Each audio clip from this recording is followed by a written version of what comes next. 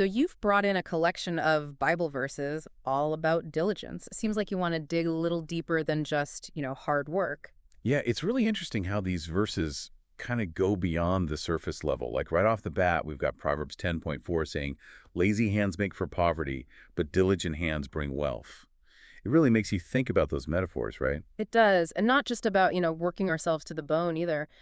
When you read that, what kind of wealth do you think it's talking about? That's a great question.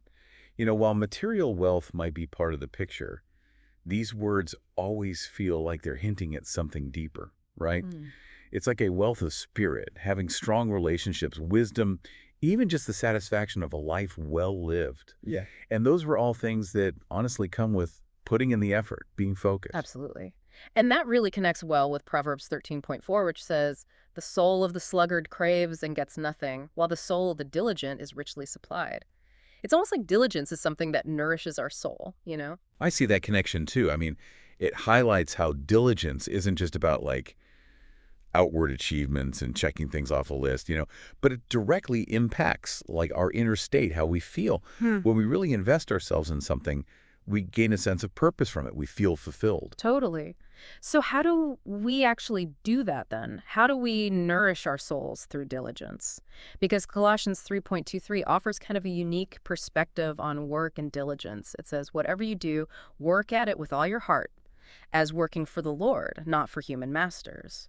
That changes things, doesn't it? Oh, it's huge. It's like this really profound shift in thinking because it's suggesting that, even in the everyday tasks, when we approach our work with a sense of diligence, we're connecting to something much bigger than ourselves. Yeah. It almost becomes like an act of devotion in a way, a way to express our faith through action. I find that really inspiring, actually. It's not just going through the motions or checking things off a to-do list, but really infusing, like every action with purpose. Which actually reminds me of Hebrews 6.1112, where it talks about diligence being so important in maintaining hope and seeing things through. That's a powerful connection because you're right. Diligence is not a sprint, it's a marathon.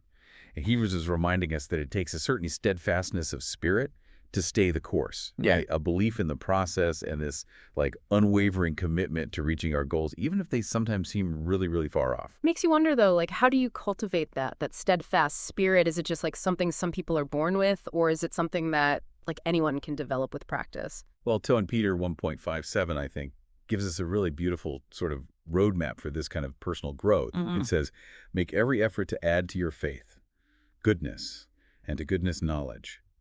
And it goes on.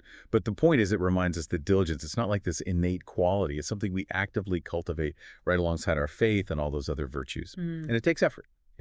Consistent effort. Yeah, it's like building a tower, Yeah. brick by diligent brick. I like that.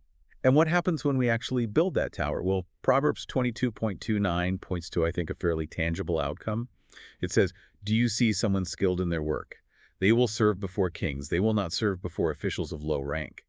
So it seems like that diligence, putting in the work, leads to excellence, which then naturally commands recognition, right? That's a great observation. The verse really underscores how diligence paves the way for mastery and for influence, even just in a secular context.